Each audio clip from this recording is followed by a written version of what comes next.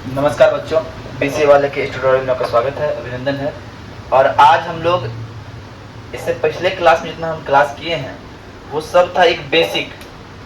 जैसे एप्पल सीखने से पहले हमको एबीसीडी सीखना पड़ता है, उस तरह ऑर्गेनिक केमिस्ट्री में हम जो आप पढ़ेंगे क्लास 12 को, उसको पढ़ने से पहले जो क्लास 11th के बेसिक थे उन सारे बेसिक को हमने पिछले 3 क्लास में डिस्कस किया है, जिनकी आवश्यकता हमें यहाँ पड़ेगी, है ना।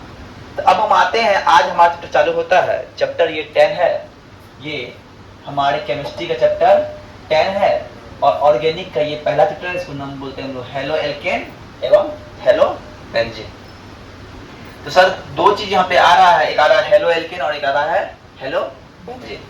हेलो एल्केन मतलब एल्केन के साथ हेलोजन ग्रुप का जुड़ना। ध्यान से समझिएगा, दो वर्ड का हम लोग इस्तेमाल कर रहे हैं, दो वर्ड का हम लोग इस्तेमाल कर रहे हैं। किसका इस्तेमाल कर रहे हैं सर? एक कर रहे हैं हेलो का इस्तेमाल। क्या कर रहे हैं? Hello plus alkene. हेलो मतलब क्या होता है सर? हेलो मतलब होता है X और एल्केन का मतलब क्या होता है सर? RH। ये पढ़े हैं पढ़े हैं क्या नहीं? और हेलो मतलब होता है सिर्फ X नहीं होता, इसका मतलब होता है chlorine, fluorine, bromine, fluorine, chlorine, bromine और आयोडीन। और एल्केन का मतलब होता है CnH2n प्लस। ये होता है। अब हम जब हेलो एल्केन बनेगा तो वो क्या करेगा? कोई एक रिप्लेस कर देगा एक हाइड्रोजन को इस जगह से। इसीलिए ये जब हेलो एल्केन जब बनता है, जब ये फॉर्म आता है, हेलो एल्केन का फॉर्म करता है, ये बनता है CnH2n प्लस 1X। बात समझ में आ रही है? क्या हो रहा है, समझ में आ रही है? अब उसी तरह हेलो बेंजीन की जब बात करेंगे तो बेंजीन का फॉर्मूला होता है सर C6H6। लेकिन जब हेलोजन ग्रुप जब जुड़ता है चार्ज में, जब हेलोजन को हम जोड़ते हैं तो वो क्या करता है? रिप्लेस करता है किसको? हाइड्रोजन को रिप्लेस करता है और ये बनाता है C6H5X। C6H5X का निर्माण करता है। कोई दिक्कत? अब ध्यान समझिए, पहला बात हेलो एल्केन को जानना होगा। करना क्या है सर? हाइड्रोजन का हाइड्रोकार्बन जो है, हाइड्रोकार्बन हम लोग पढ़ाए हैं, the combination of hydrogen and it's carbon and it's component. Hydro है ना, क्या बोलता है? हाइड्रोकार्बन क्या होता है? क्या करता है जब हाइड्रोकार्बन क्या करता है? हेलोजन ग्रुप क्या करता है? किसी हाइड्रोजन को विस्थापित करता है, विस्थापित कर देता है, अब उसकी जगह पे जाके खुद जुड़ जाता है, वो क्या कहलाता है? हेलो एल्केन कहलाता है। बात के लिए सर, अब हेलो एल्केन की जब बात कर रहे थे, हेलो एल्केन जो बना वो हम सब बता दिए। और हेलोजन क्या होता है? Classification of haloalkanes, haloalkanes का वर्गीकरण। एक वर्गीकरण है किसके आधार पर? तो ये वर्गीकरण है परमाणु संख्या के आधार पर, परमाणु संख्या के आधार पर, बेसिस ऑफ एटॉमिक नंबर। जब परमाणु संख्या के आधार पर बात करते हैं तो हेलो एल्केन को 3 भाग बांटा गया। 3 भाग में इसको बोले मोनो, डाई, ट्राई। अब तुम लोग के मन में एक प्रश्न आता होगा, सर जब हम केमिस्ट्री में गिनती करते हैं तो 1 को बोलते हैं मोनो, 2 को बोलते हैं डाई, 3 को बोलते हैं ट्राई, 4 को बोलते हैं टेट्रा, 5 को बोलते हैं पेंटा, बोलते हैं कि नहीं? सर आप 3 काहे लिए? आप 4 भी तो ले सकते थे, टेट्रा भी ले सकते थे ना। बात समझ में आ रही है? तो आप सर 3 ही क्यों लिए? काहे ये 3 होता है? 3 ट्राई हेलो एल्केन तक ही होता है, टेट्रा हेलो एल्केन क्यों नहीं होता है? आप सर इस बात को जानने के लिए आपको जानना पड़ेगा, फर्स्ट ऑफ ऑल ये जानना पड़ेगा कि हमारे पास, हमारे कार्बन के पास 4 है और 4 में एक बुकिंग कर लिया है पहले अपना, एक अपना बुकिंग कर लिया है। कौन? हेलोजन। हेलोजन ने बुकिंग कर लिया है कि मेरे पास मेरा टिकट बुक है बाबू, हम कोई तुम रहो चाहे नहीं रहो, हमको तो रहना पड़ेगा, तब हम हेलो एल्केन कहलाएंगे। अदरवाइज बिना मेरे जुड़े हुए इसके पास 4 रहता है तो ये एल्केन रहता है। और जब 4 नहीं है, 3 बचा, हम जुड़ गए हैं, मेरा टिकट कंफर्म हो गया, ये क्या बन गया? हेलो एल्केन बन गया। क्या बन गया? ये बात पता है? इसीलिए हमारे पास जुड़ने की संख्या कितनी है? 1 2 3 है, इसीलिए सर 3 ही होगा, टेट्रा पे हम लोग जा नहीं सकते। सर अब मोनो की बात कर रहे हैं तो मोनो कैसा होगा? अगर किसी भी, क्या समझने का, अगर किसी भी अगर किसी भी एल्केन ग्रुप के साथ एक हैलोजन जुड़ जाए, अगर किसी भी एल्केन ग्रुप के साथ एक हैलोजन जुड़ जाए तो हम सर क्या बोलेंगे? मोनो बोलेंगे, मोनो हेलो एल्केन बोलेंगे।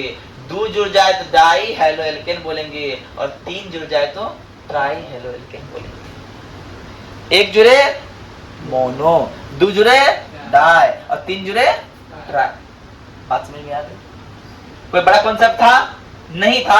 अब इसके बाद जो हम आगे बढ़ेंगे, इन the basis of sp2 sp3 के आधार पर हम जो बंटवारा करेंगे वो देखते हैं। उतार लीजिए पहले इतना।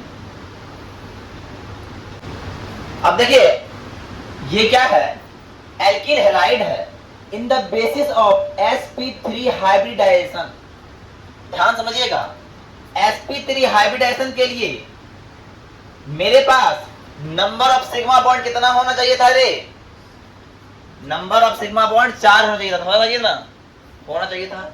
नंबर ऑफ सिग्मा बॉन्ड कितना होना चाहिए था? 4 होना चाहिए था। इसका मतलब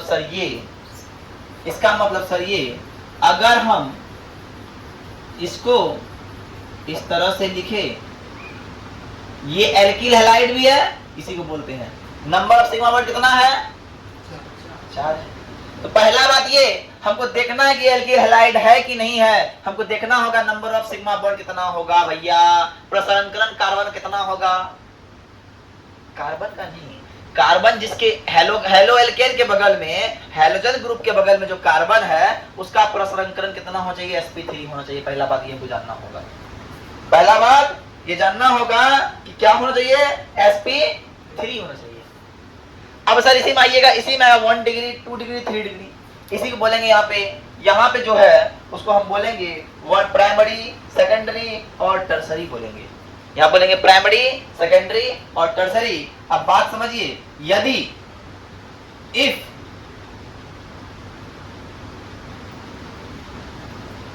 हैलोजन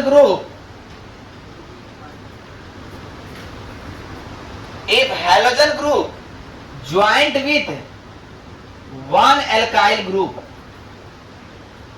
हैलोजन ग्रुप, ये क्या है? हैलोजन ग्रुप और ज्वाइंट किया है एक एल्काइल ग्रुप से, ज्वाइंट किया है एक एल्काइल ग्रुप से, तो ये क्या बन गया? एल्काइल हैलाइड बन गया। और ये हो गया 1 डिग्री हेलो एल्केन या एल्काइल हैलाइड। इसको प्राइमरी बोलेंगे।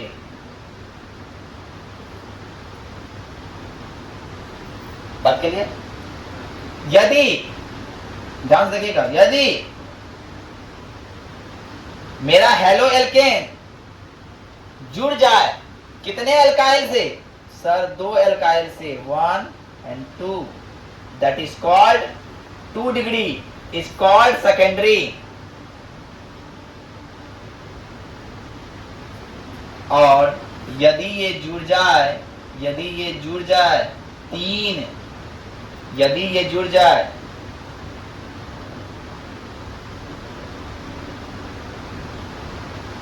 तो बोलेंगे 3 डिग्री टर्सरी।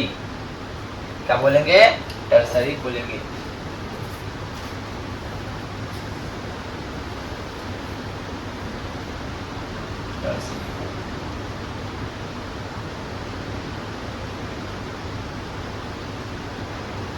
है ना?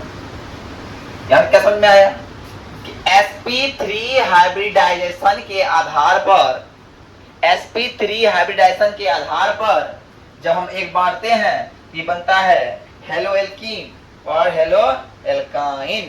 अब सर बात ये है, एक नेक्स्ट और आता है, इसका नेक्स्ट भाग को हम लोग बोलते हैं क्या? एक और है जिसे ए नंबर पे है एल्किल हैलाइड, तो 2 नंबर पे है, 2 नंबर पे है इसका सर एलिल हैलाइड। क्या है? Allyl halide. बी नंबर दीजिए एलिल हैलाइड।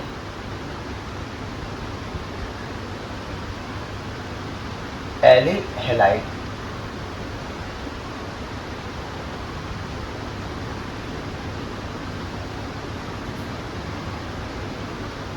Allyl halide.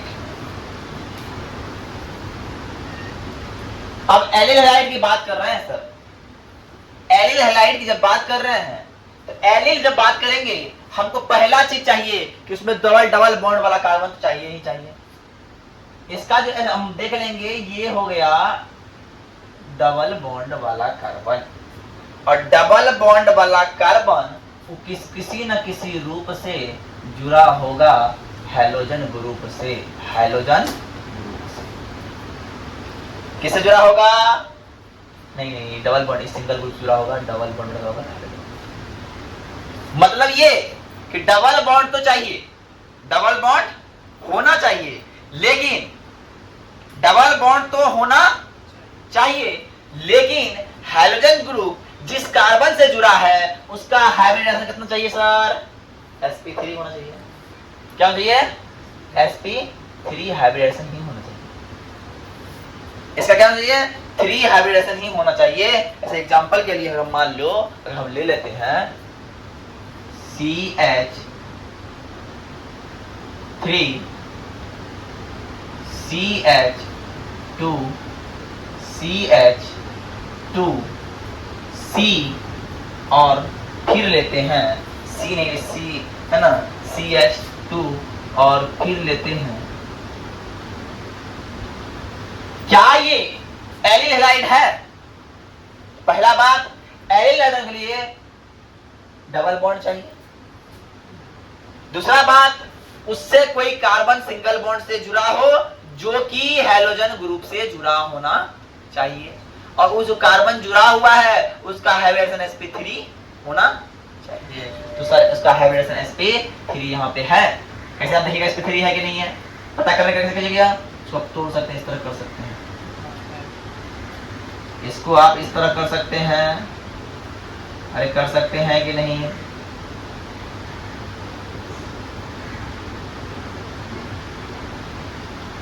यहाँ 2 नहीं होगा, यहाँ पे होगा सिर्फ एक H, और ये हो जाएगा। कौन कार्बन हैलोजन ग्रुप से जुड़ा है? ये कार्बन हैलोजन ग्रुप से जुड़ा है, और इसका हाइब्रिडाइजेशन क्या है? sp। इसका मतलब ये क्या है? ये एलिल हैलाइड है। ये क्या है? एलिल हैलाइड है। आई बात समझ में? आई बात समझ में? अब एक एग्जांपल और ले लीजिए, एक एग्जांपल और लीजिए। ये है एग्जांपल, ये भी है example. CH3 CH double bond CH, CH से जुड़ा है ब्रोमीन, फिर CH2 CH। ध्यान से देखिए, आपको देखना क्या है?